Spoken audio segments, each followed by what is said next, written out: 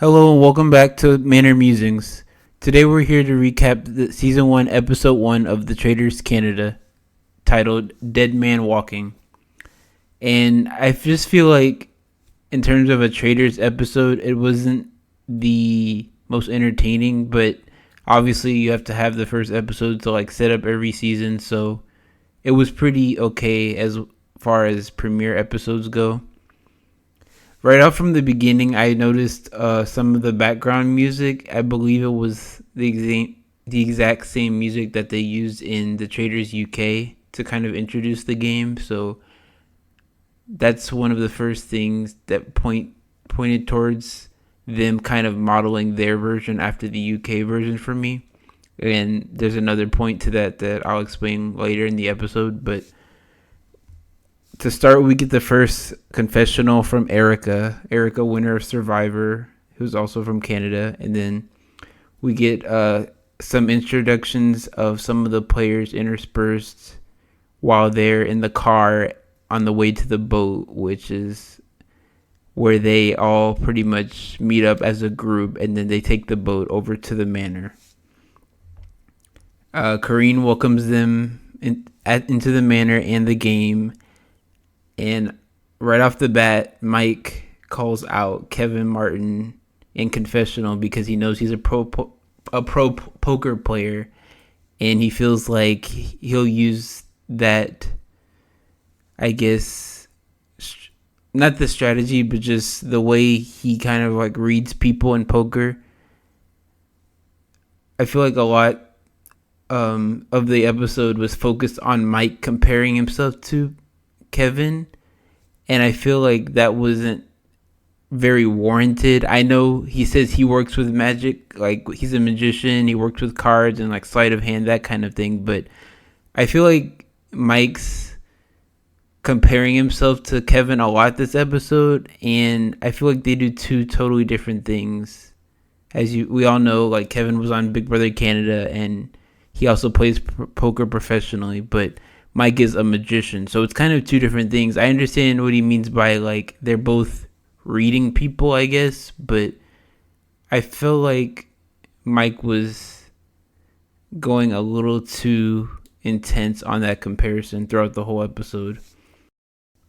After they enter the manor, they kind of, meet each other. Kevin immediately talks to Fierce and tells them that he wants to play the game with all reality TV players. He wants to control the game and eliminate the newbies. And the newbies are going to catch on to this pretty soon. So they go to the round table. I liked another thing that was similar to the Traitors UK that I liked in this version was they show Karine giving the interviews to the players to see if they want to be traitors before they actually have the traitor selection. I'm not sure if that's done in a lot of the other versions, but at least here it was shown, not only at the beginning of the round table, but throughout different points of the round table. They kind of switched between that and confessionals while showing Karine going around to pick the traitors. Something I noticed was Dr. Nazila was trying to pick up on Karine's movements and whether she's pausing more at certain spots when she was circling, because it appears she went around the table a couple of times, and that's kind of if you don't watch the other version, that's kind of a tell as to, it's not necessarily a tell, but I guess people try to game the system and figure out if they know who would be the traitors based on the movements of the host and how they move around the table. We get another classic trope, which is Donna. She's pretty starstruck being around, the contestants that have been on reality TV before. She's a sidekick, and she tells Karine in her interview for being selected as a traitor that she feels like Karine's gonna make her a faithful, which later on in the episode we find out she will be a faithful. But that's another trope in the traitors globally, is that a lot of the international versions all seem to have either a sidekick or someone who is a mystic or does that kind of thing. The Traitors Wiki put out a good tweet about this the other day, right before the premiere, and it had like the placements of all the different psychics and how they've done like in seasons internationally. So I would check that out. But we get to the Traitor selection, and it ends up being Melissa B, Kuzi, and Mike.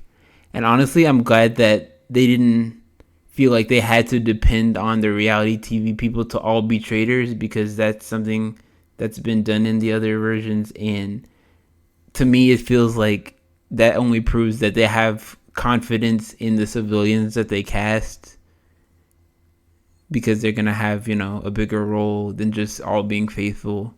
So Kuzi says, I'm here to make relationships. And then she's like, not. I'm here to take people's money and their coins. That's probably, she's giving the audience what they want. But that's pretty much Kuzi in a nutshell, if you didn't watch her on Big Brother Canada earlier this year. So after the Traitor selection, they all go out and, talk amongst themselves. Mary noticed that Donna's demeanor changed after that selection ceremony. And Fierce and Melissa B also noticed it too. But from what I was seeing just through the edit, I feel like she was just being lost and she didn't really know what to do. You'll see later on that she's kind of like pleading for her life. So Melissa B her strategy is to get into groups and see whose radar she's on, and then get them banished so that the traitors aren't, in any danger. Maya's not gonna out any names. Mike gives more comparisons with Kevin, like reading body language, and he knows he'll be a top competitor. Kevin throws out Colin's name to Mary as one person that he's heard going around being a traitor, and Mary's also heard it as well. Kevin states that he knows Melissa B is a traitor. It's painfully obvious because of the way she's acting and doing a lot. And he even says later on that even his grandmother could tell from watching on TV that she'd be a traitor. Then we get something that I'm sure a lot of the fans were happy about, which was Erica meets up with Kevin and Kuzi, and they bond.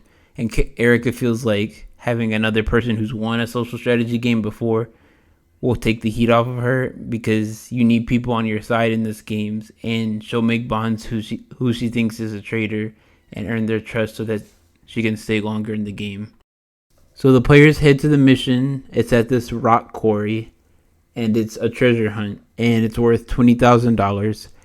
The end goal is to blow up the quarry, so they have to dig to find some cables and connect the cables to colored beams and a detonator. And the beams that they have to grab are on top of a hill or a mountain at the quarry, which I believe that they were 1 kilometer from where they were. That was the total distance they had to go. And they have 30 minutes to complete this. So I wrote down, there was 2 teams. One team was runners, and they were the ones that were going up the hill to get the beams. And that was Trayvon, Mickey, Kevin, Leroy, Fierce, Crystal. I'm going to butcher his name, but hopefully we'll learn it later. Gerpiar and Gerline. And then in between that group of 8, they split that further down into 2 groups of 4. So Gerline in Confessional is saying that if you aren't contributing to the mission, it could put a target on your back. That is because there's not a lot to go off of in the show as to who you think is a traitor or not. So that is a common thing, is people can just feel like you're not contributing enough to the group, and then they end up banishing you for that reason, because you're going to be losing money for them in the pot. So Kevin and Leroy in Confessional both point out that Trayvon is struggling. He ends up falling right before they get basically to the finish line of where they need to transport the beams. So they stop the mission. He gets assistance from a medic, but then he's eventually okay. And Trayvon was, as I said, taken care of by a medic. But Melissa A brought up in the confessional, why would she brings up that Trayvon is asthmatic, so she's wondering why would you put yourself in that position if you know that you have that condition and something like that could have happened. But in the long run, I guess it didn't really matter. They're leaving the mission. Mike was brought up to one of the groups, but they feel like he's just like a quiet and harmless person. Little do they know he is actually a traitor. Colin doesn't trust Kevin. He likes him personally, but he's a poker player, so he's a gamer. Like everyone said before, that no one really trusts Kevin. At the very beginning, in his interview with Karine, he told her that he's been getting bad vibes from everyone. Like he gave off a bad first impression to the group, and I guess he feels like it's kind of hard to recover from this. That's when Karine says that he sounds like a dead man walking, but he says that even the dead man walking can still survive. Mary's also wary of Kevin because a lot of the people in the group that are talking and after this feel like he all did the same thing to them, or he made sure that he was good with a lot of people and comforted a lot of people. Kuzi doesn't think that Colin is a traitor, but Kevin doesn't really care. He just feels like they should get him out anyway. And later on, Rick joins Kevin and Kuzi. He feels like he will have a good read on the faithful and then make bonds with them. And then Rick also told Kevin and Kuzi that Kevin is on people's radars. But Kevin says he doesn't care how it comes off, how he's playing. He just wants to play hard from the get-go. So we have one final scene before the traitors meet up, and that's Donna. She's talking to someone, and then later on she's talking to a group. She's pleading to the group on why she would stay. She's emotional, but she feels like she needs to get her emotions in check because she also feels like anything that she does, can be made into a reason to be targeted by the faithful. Karine meets up after night falls with the traitors. She gives them the oath, which is basically saying that they'll do all of their duties as a traitor in the game. So then the traitors meet up, and like we said, it's Kuzi, Mike, and Melissa. So Mike says that Kuzi was the last person he was expecting to see in the tower. And Kuzi knows, or she knew that Melissa B was a traitor. And Mike is also worried for Melissa because Mike saw how Melissa was acting as well. They need to try to save her without giving themselves up. And he knew that she changed how she looked at the round table and she had tells that were giving her away. Even Melissa herself says that she needs to do damage control, and she doesn't believe that Kuzi and Mike are telling her the whole truth about what they know or what they saw. And that's kind of true because, of course, Kuzi hasn't given up that she's in this alliance with Kevin and Erica. They have like the typical short list where they give a few names, and pros and cons to murdering each person. So the 4 people that are on their short list are Fierce, Erica, Kevin, and Mai. And Mike says that they need to make a big first impression with this murder. And they also say that people are going to be confused about the murder, which for me, that pointed towards either Mai or Erica, because I feel like a lot of like Kevin's kind of on people's radar already, so that would kind of be an obvious murder, and he might even be like a good target for the banishment, so they might not want to waste a murder on him. And Fierce, I don't know, I just feel like Fierce is kind of friendly with everyone, and there's not really a reason for them to murder Fierce right now. She's not a threat to them. So that's pretty much the end of the episode. We get the teaser of what's going to be in the next episode, which is we see the Buried Alive challenge, which was done in the US and UK seasons. And we also see Colin defending himself. Someone's pleading to Dom I believe it was Donna. And then Leroy appears to call Donna out at the round table, which also could be editing magic. We don't know if that's how it's actually going down or if that's just how they wanted us to believe it happened in anticipation for the next episode. So I have a few segments that I'm going to try to do every episode. I'm going to start with the moment of the episode. This one was kind of, like I said earlier, it was like a standard premiere episode. There wasn't a lot of things that jumped out really, but for the moment of the episode this time, I'm going to say Kevin basically clocking Melissa B as being a traitor, like from the very beginning. I think it just proves how much of a threat he could be in the game. And like Mike was saying, that Mike and Colin both brought up that they thought he's going to be a top competitor just based on his background. And we all knew that Kevin Martin was going to be one of the top players once this cast was announced. So the fact that he was able to pick out a traitor immediately. Now, I guess other people kind of were picking up on Melissa B's tells, so it's not like he was the only one, who was aware of it, but he was definitive in the fact that he knew that she was a traitor and he was right. So that just, like I said, shows how much of a threat he will be.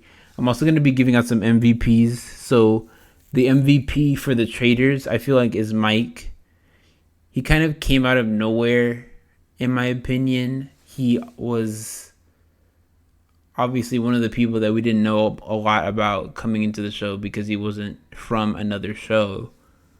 But he obviously has some game, like he's from what I can tell, he seems to be somewhat of a gamer. I think he'll make a good traitor because, like Kuzi said, I don't think anybody would expect him to be a traitor.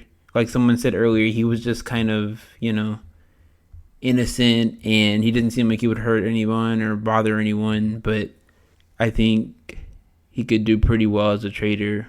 In terms of the traitors, obviously, Kuzi will be very entertaining as a traitor, or honestly as a faithful too, because she's just like an entertaining person all around.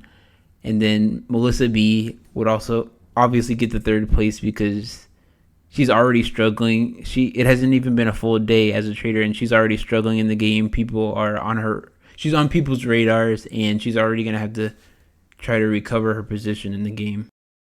So for the Faithfuls MVP, I actually wrote 2 after I watched the episode. I put Gerline and Mary. I don't know. I just feel like Mary had a lot of good reads for the beginning of the game, and she was very attentive to her surroundings. So I'm interested to see what she's gonna do. And also Gerline. She's one of the reality TV people, I guess, because she's been on TV before, but I don't know, I just feel like her as well, she seemed like she had a mind for the game and what was going on, and she might be underestimated because she hasn't played reality TV before, like social strategy games. I think she was the one who actually said that herself, like she brought it up herself. But yeah, I think those are, as of now, my 2 to keep an eye on, because we didn't get, we had like the challenge and the trader selection, but we didn't get that much in this episode, seeing that we haven't had a banishment yet, and I feel like the game hasn't really started yet, because once you get the banishment, that's when you see how people do under pressure in the round table when they're like being called out by their other faithful. So I think next episode, when we do get that official round table, is when the game will pick up a lot more. So something I wanted to do for this show was keep confessional charts, because I feel like the Traitors might not be a show that really has like a winner's edit, but I think it's just interesting to see how many people are getting, time in front of the camera and who's like telling the story, whether they're faithful or not. Obviously, the traitors are, the show's called The Traitors, so most of the traitors are going to get a lot of confessional time. I'll put in a graphic of the chart that I kept, but the three traitors, Kuzi, Mike, Melissa B, they're all near the top with 8 and 6 confessionals respectively. The top person with the most confessionals by my count, and granted, I've never done this before, so I kind of just use my own metrics and just went with how I wanted to formulate it by my, I guess, standards. But I calculated Kevin had 11 confessionals, which obviously he's going to be one of the people who are driving the narrative because he's one of the most popular people in the cast, and that he's probably someone that, at least by what I've seen, that a lot of people are tuning in for. There's kind of like 3 or 4 tiers of people. You have those people at the top, and then Fierce had 5. She was, I feel like in the beginning of the episode, she was carrying a lot of the story, but then later on, as you get towards the end, after the round table, she kind of was more in the background. Then you have people like Mai, Gerline, Leroy, 4, Erica, 3. Those people that have like 4 and 3, which kind of had some, like, I know Erica had the first confessional, but besides her talking with Kuzi and Kevin, she didn't really have that much screen time. And then you have the people that were technically invisible, like Mary, Melissa A, Mickey, Colin. They had like 2 or 1.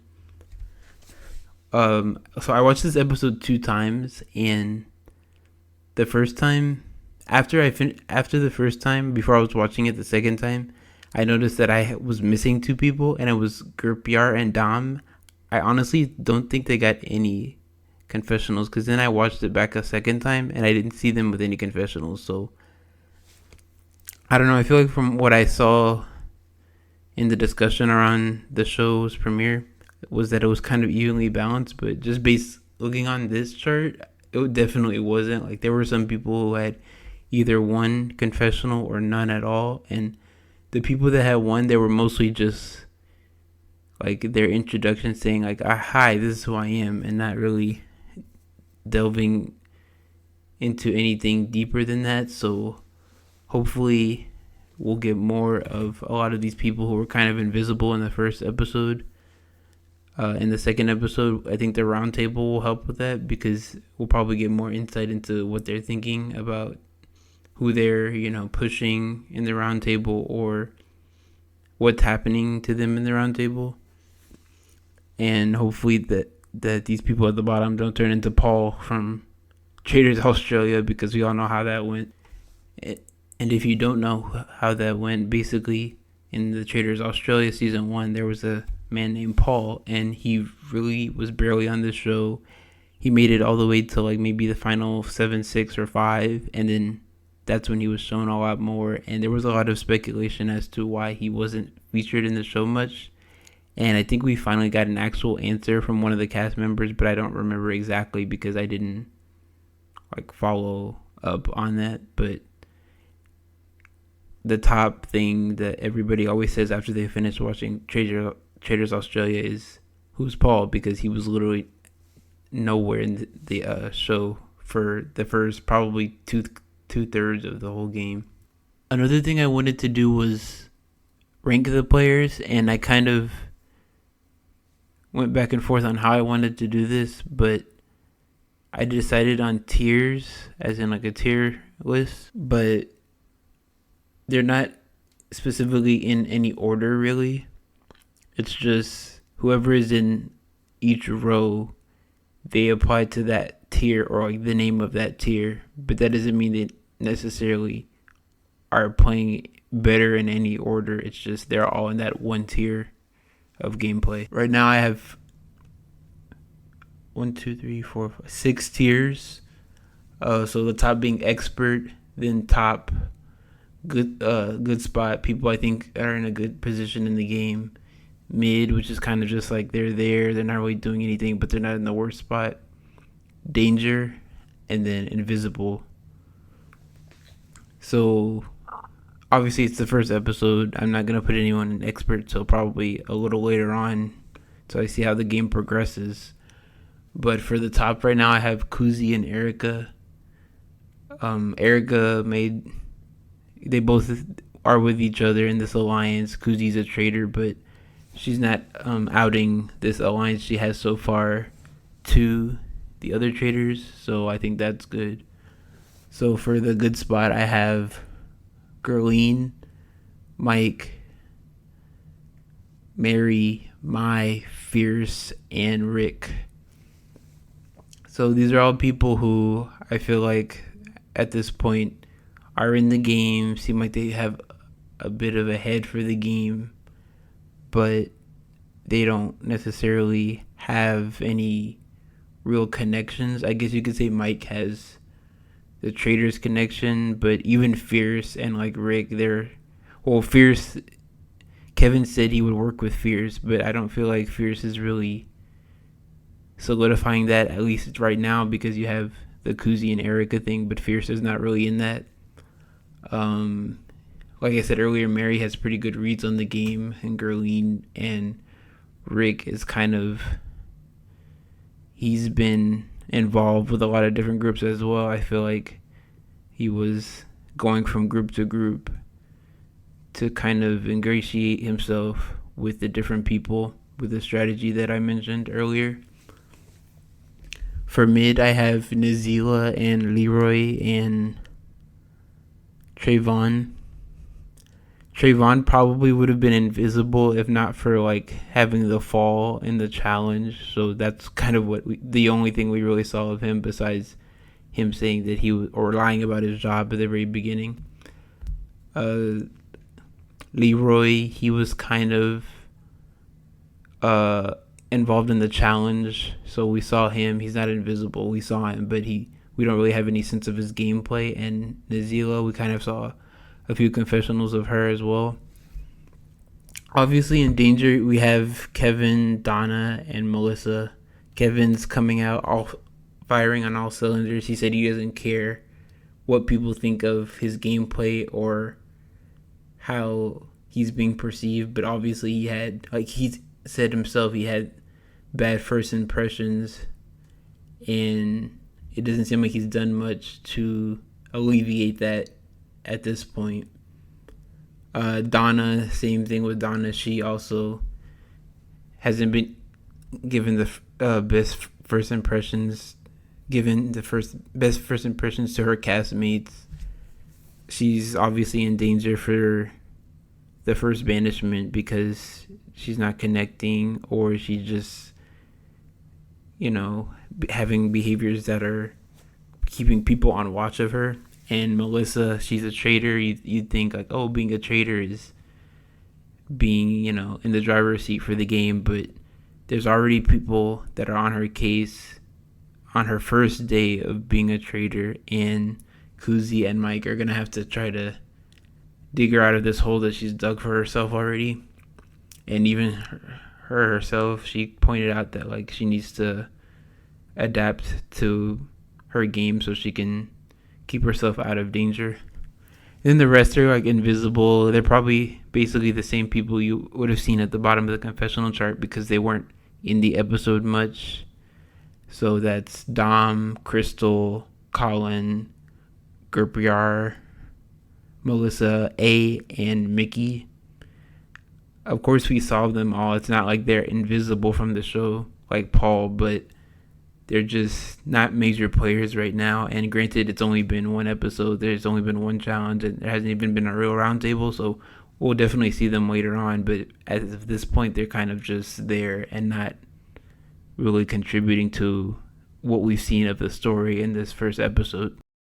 I'm also going to be giving ratings for every episode. So for this first episode, I'm going to give it a 6. Pretty, like I said, and I've already said, pretty basic episode, first episode, standard run of the mill. getting to know everybody, setting up the game. But like I said, we'll really get further into the game and really rev up during the next episode. I have a couple of other segments that I planned, but I'm gonna forego them for next week because I really wanted to get this episode out since it's getting later on in the week. Next week, the episode will be a lot quicker and closer to the episode because I'm probably gonna watch the episode live or faster than I did this time. And I think I kind of have a streamlined way of how I'm going to like the workflow for this episode, basically, so that it can come out faster and have more response. I'm also thinking about having some guests on so that you don't just always hear only my takes all the time. Thanks for watching. Be sure to follow me on Twitter at Manor Musings, ManorMusings. And if you want a place to talk about the Traitors and the Mole and other social deduction shows, you can join the Manor Discord. There's a link for that in the bio of this channel. And until next time, I'm going to leave you with a moment from the Manor. Melissa B is a traitor. She's right beside me and it's painfully obvious. My grandma is home in Alberta and she knows that Melissa B is a traitor.